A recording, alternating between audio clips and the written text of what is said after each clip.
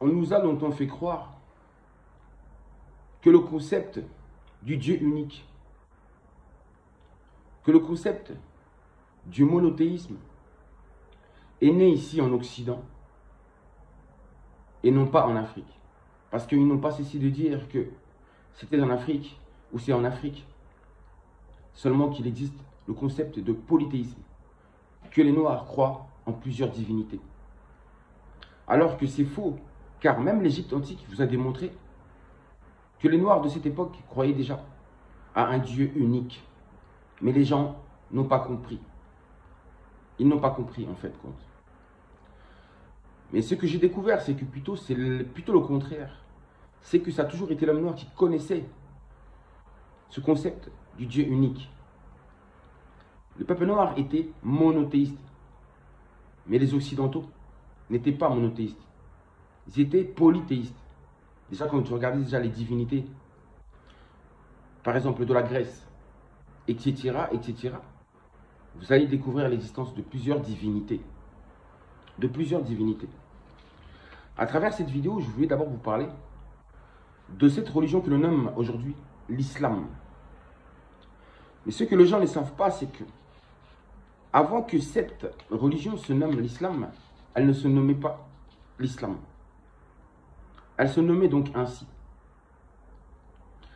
Mahométisme. Car vous savez très bien que la religion, que l'islam est basé sur le prophète Mahomet.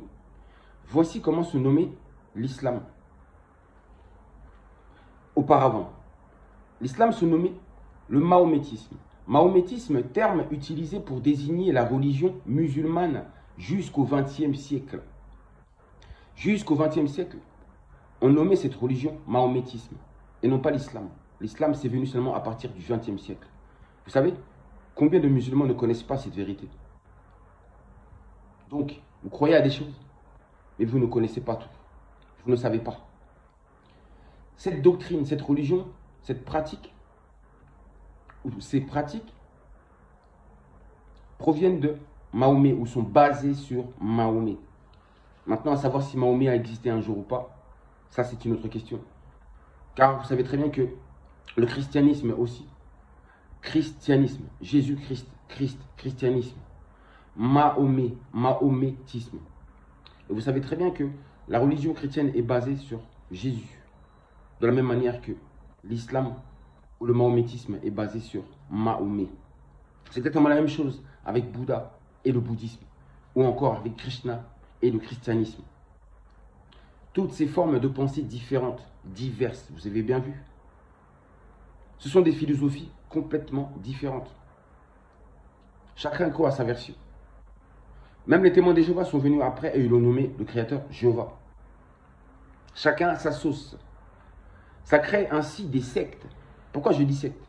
Parce que c'est souvent dans les sectes qu'il y a cette notion de fin de quelque chose, de l'enlèvement de quelque chose, d'un suicide collectif, d'un enlèvement ou la fin de quelque chose, la fin d'un monde. Concept un peu chrétien, musulman aussi, parce qu'il parle beaucoup de fin du monde, même si ce n'est pas le cas avec les bouddhistes ainsi que les hindouistes. Donc vous avez vu, chacun a sa croyance. Personne ne croit la même chose. Les bouddhistes ne croient pas en Jésus. Ils ne croient pas en Mahomet. Et les mahométistes ne croient pas en Jésus-Christ, ne croient pas au christianisme. Ce sont que des branches, que des branches, que des branches. Une grosse division. Et ensuite, qu'est-ce que je voulais dire par là? Mahométisme, un système religieux monothéiste des musulmans, des mahométismes, fondé en Arabie au 7e siècle et basé sur les enseignements de Mahomet tels qu'énoncés dans la Bible ou tels qu'annoncés dans la Bible. Donc ensuite, qu'est-ce que je voulais vous dire pour vous? Avant Mahomet, ce que vous devez savoir, la religion en Arabie pré-islamique comprenait le polythéisme arabe indigène. Le polythéisme arabe indigène, c'est-à-dire qu'avant Mahomet, ils ne croyaient pas en un dieu, mais en plusieurs dieux, en plusieurs divinités.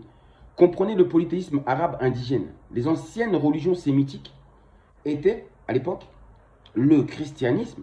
Donc on apprend que le christianisme est beaucoup plus ancien Oui, il est beaucoup plus ancien que le mahométisme. Tout comme le judaïsme aussi, religion des juifs d'Israël aujourd'hui. Le christianisme, le judaïsme, le mondéisme et le zoroastrisme. Donc, le polythéisme arabe, la forme dominante de religion dans l'Arabie pré-islamique, était quoi? Était basée sur la vénération. Écoutez bien. La forme dominante de religion dans l'Arabie pré-islamique était basée sur la vénération des divinités et des esprits. Des divinités et des esprits. Ils croyaient en plusieurs divinités. Ils croyaient aux esprits. Mais ce que vous devez savoir aujourd'hui, c'est qu'en réalité, cette croyance persiste toujours, en fait, au fond des musulmans et des mahométistes. Ils ont toujours, en fond d'eux, cette envie, ce désir, toujours, de vénérer les divinités ainsi que des esprits. Ils le font, ça, derrière. Ils le font derrière. Parce que c'est resté, en réalité. Parce que c'est ça, ça fait partie du mahométisme. Ce sont ces mêmes rituels, ces mêmes pratiques-là. On a arrondi les angles. On a dit que oui, maintenant, dorénavant, on croit en un seul Dieu. Mais par contre, on garde toujours nos rituels. On garde toujours nos pratiques. C'est ainsi que je vois les choses.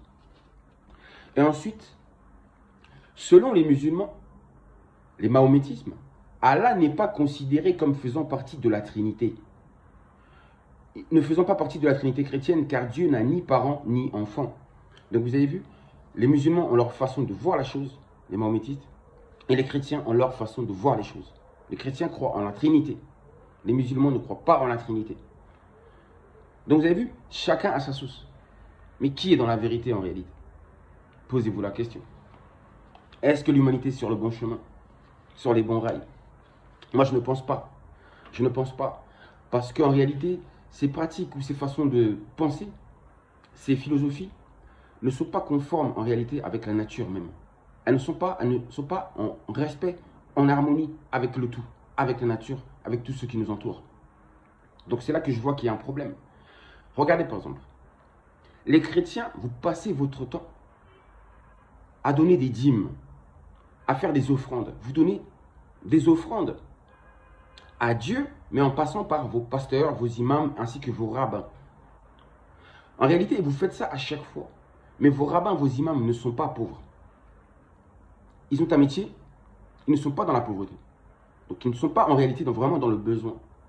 Donc si vraiment vous voulez plaire à Dieu, ne pensez-vous pas qu'il serait plus nécessaire et plus utile de donner ces dons que vous faites, ces offrandes que vous faites, de le donner plutôt à des pauvres gens, à des sans-abri, à des gens qui sont en manque, à des enfants qui souffrent.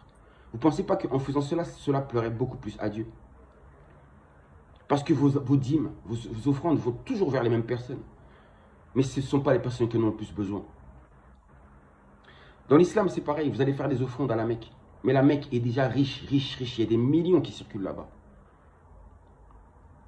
Au lieu de donner à l'argent à ces gens-là qui sont riches, qui s'enrichissent, au nom de Dieu et de la religion, pourquoi ne pensez-vous pas aux pauvres, à vos voisins, des gens qui sont autour de vous, qui n'ont rien, qui manquent de tout? Ça serait beaucoup mieux si vous faisiez ainsi. Tous les sacrifices aussi que vous faites, par exemple dans le christianisme, etc., etc. Tous les sacrifices d'animaux, je parle. Les pauvres animaux qui sont tués. Vous imaginez, en une journée de vos fêtes, combien d'animaux meurent pour le sacrifice offert soi-disant à Dieu? Mais est-ce que vous pensez sincèrement que Dieu a besoin de la mort? A besoin que quelque chose meure pour qu'il soit satisfait? On doit protéger la nature, on doit protéger le tout. On doit vivre en harmonie avec le tout. On doit respecter les animaux, la végétation. Donc, tous ces sacrifices d'animaux là, est-ce que vous pensez sincèrement que c'est juste de faire ça? Parce que quand on dit que Dieu habite en chacun de nous, Dieu est la vérité qui habite en chacun de nous. C'est-à-dire quand on vous dit quelque chose, vous reconnaissez ce qui est vrai ou faux au fond de vous. Donc, quand vous faites ces choses-là, vous savez très bien qu'au fond de vous, c'est pas bon, ce n'est pas bon, c'est mauvais. Vous sacrifiez des animaux juste pour votre plaisir et pour votre croyance. Est-ce que c'est juste ça? Je ne suis pas là pour juger, je suis là seulement pour réveiller cette lumière qui est en vous, cette vérité qui dort en vous. Réveiller cette divinité qui est en vous. Ingeta, à bientôt.